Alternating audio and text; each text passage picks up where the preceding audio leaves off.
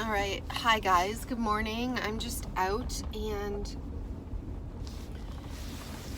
going to be doing a video as I'm driving. I'm not going to be looking at the camera because I'm going to be driving. So I'm just starting out now, leaving my house.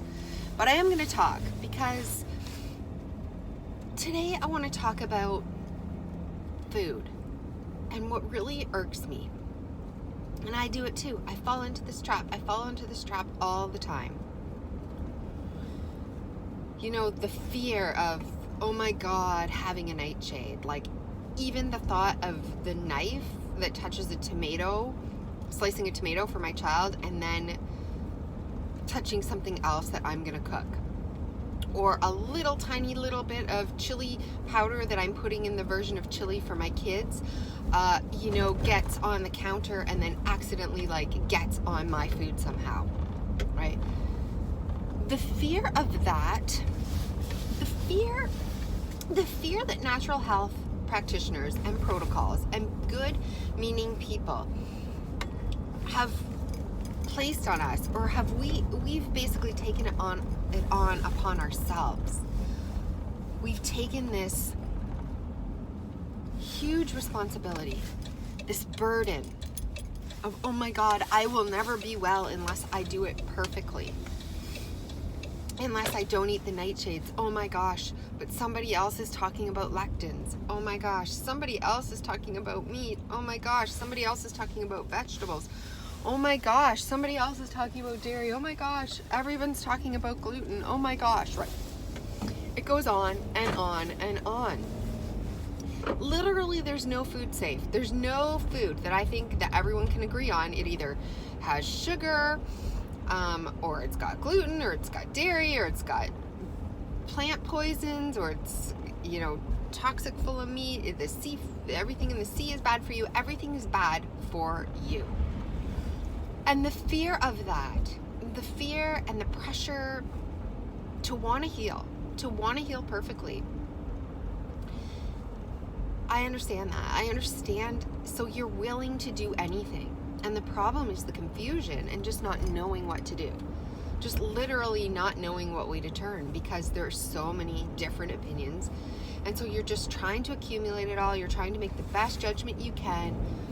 And you've built up sort of these rules and these diets. And okay, I'm going to take a little bit of this diet, a little bit of that diet. I think these are probably bad. I think I probably believe this, right? And you go on and you put together your belief system, your structure based on what you've experienced, what other people that you respect are experiencing, and just from all the information out there, you compile your belief structure. This is what I think is probably most true, most helpful for me. And you put it together and then you follow it. And God forbid you should go off your own sort of religious doctrine of what you need to do, because then you're not doing it perfectly. You're not good enough. And don't you see, it's not about food. It's really not about food. I mean, it is about food. Yes, you want whole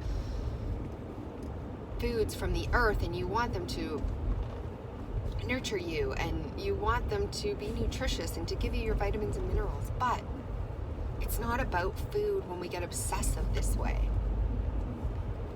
Because somebody's protocol might include tomatoes and somebody's might not, and it might be the exact same protocol and they might be getting the exact same results. The problem is the fear.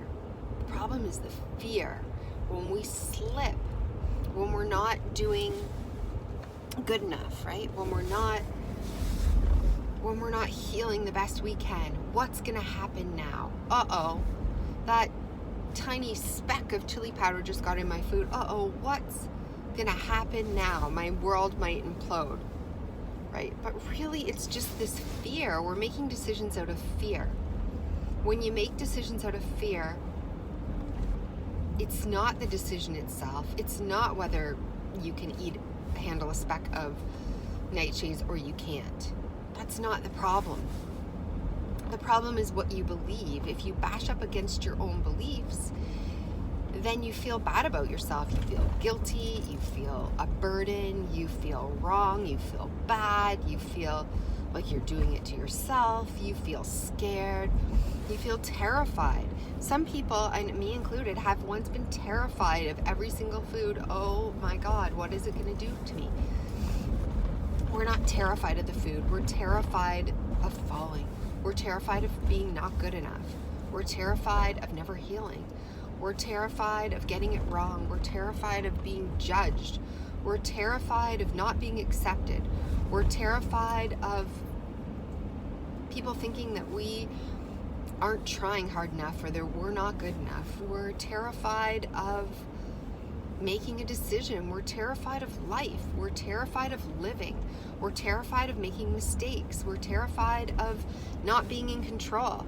We're terrified of situations that are out of our control. We're terrified of death and of dying and of getting something and of not being able to protect ourselves and the ones we love.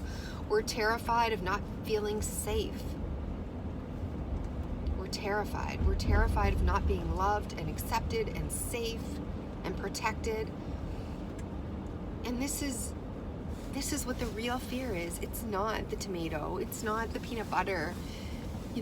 It's not the cucumber that may have lectins in it. It's not a nut that might have a phytate. It's not, because you know that there's a protocol out there where people have eaten that food ad nauseum and healed. It's not the cherries because they have sugar in them. It's not the apple. It's not that banana that has histamines in it. It's not these foods. It's not the foods. It's our fear of inadequacy, of failure, of getting it wrong, of being wrong, of not being able to protect ourselves, of not being safe, not being loved, not being able to do it, not being able to take care of ourselves. It's our fear, our inadequacies, and it's just fear. It comes down to fear. We're not choosing out of love. We're choosing out of fear. We're saying, I don't want this bad thing to happen, and if I do this, it's probably going to happen. And the bad thing isn't happening because when you do go ahead and eat something, say you eat an almond, oh my God, that might have phytates in it, that might have some allergic reaction to you, that might have a problem for you. You are already holding your breath. You're already holding yourself in fear. You're already feeling judged and inadequate and bad for failing and scared that you don't know, and scared that you're gonna not be good enough, and that you're not going to be loved, and that you're going to die, or that you're going to get sick, or that you're going to never heal. Whatever it is that you're afraid of causes the symptoms, not actually eating the almond. It's all the fear built around it. It's all the pressure.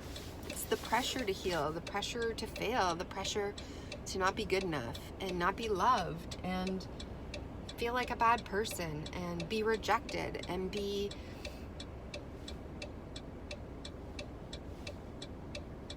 it's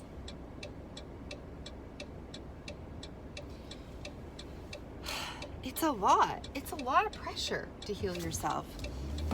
It's a lot of pressure to heal yourself. It's a lot of pressure to try and to fail. It's a lot of pressure to not know, to be confused, to feel like you don't know, to feel like you've got to give up, to feel like you're totally out of control, to feel like there may not be a right or a wrong answer, to feel like you don't know, to give up, to lay it down, to release, to let go, to let God, to let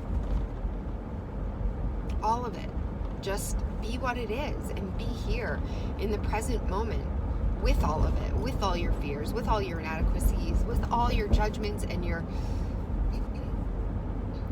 with all the things that are bothering you, all those, I'm not a good mom, I'm not a good daughter, I'm not a good friend, nobody loves me, nobody cares about me, I'm doing it wrong, I'm screwing everybody up, I'm screwing this up, everybody's screwing it up for me, with all these jumbled mess of feelings of life, and to sit with them to know that they're the real problem, not the almond's the distraction, right? Oh my God, it was the almond. Oh my God, is the almond gonna hurt me? Oh my God, you know, this is gonna take me down. Oh my God, I'm having a bad day. Oh my God, what can I do? How long is this gonna last, right? That's not the problem. The almond's not the problem. You know, unless you have a tree allergy or something. It's not specific to an almond. It's like the food is not the problem if it's a whole good food from the earth. It might be. It might have some problems. You're right. It could be triggering something. You could have some sort of a response to it. But what you're having most likely is a response to the response that you're having a response to it, if that makes any sense. And it's you using it as a distraction, as I'm afraid to look over here at the mess that my life is, at all the fears that I have of the hopelessness and the devastation and the heartbreak and the loss and the fear and the anxieties and all of these things, right? That aren't the way you envisioned them to be, that are different from the dream. They're incongruent with how you want them to be. And so we don't want to look at those. We don't want to look at those, and it's easier to look at the food. It's easier to look at the almond or the avocado or the banana or the piece of lamb or beef, or it's easier to look at these things than it is to say, I don't feel good about my life right now. I don't feel good about where I am. I don't feel loved. I don't feel safe. I don't feel protected. I don't feel connected. I don't feel inspired. I don't feel joy. I don't feel happy. This isn't what I thought it would be. And that's the real problem. That's the real problem. That's where we need to look. So the next time we have a symptom and we go to look, what was the food I ate? What did I do? And the next time we have the urge, the human urge to blame the food, to blame the environment, to blame what it was that you ate, remember that that food is being a scapegoat for you. It's being a distraction, and look deeper, because what's underneath the food, the pain that's underneath the distraction, is often the cause of the symptom. So that's my little rant this morning. I'm very sorry. I feel passionate about this, but it's so easy to blame yourself, or to blame the food or the diet or the air quality or I'm not saying it's never these things, because it can be, but often, even if it is, it's also something deeper. What makes me feel so inadequate? What makes me feel so tied to this way of thinking, that I need to get it perfect, that if I eat one almond, my whole protocol is disaster, and I've set my life off course and I'm never going to heal? That comes from something else. That lack of confidence, that lack of self-esteem, that lack of love, that lack of trust in yourself, and the lack of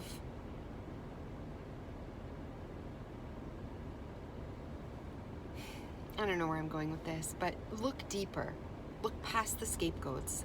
Look past the foods. Look deeper. Find out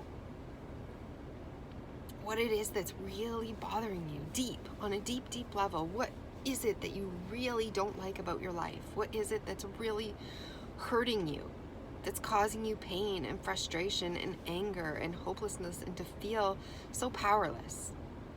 And stop blaming the food, and find out why you're powerless, and start to take your power back. So I hope this video helped, and I will see you soon.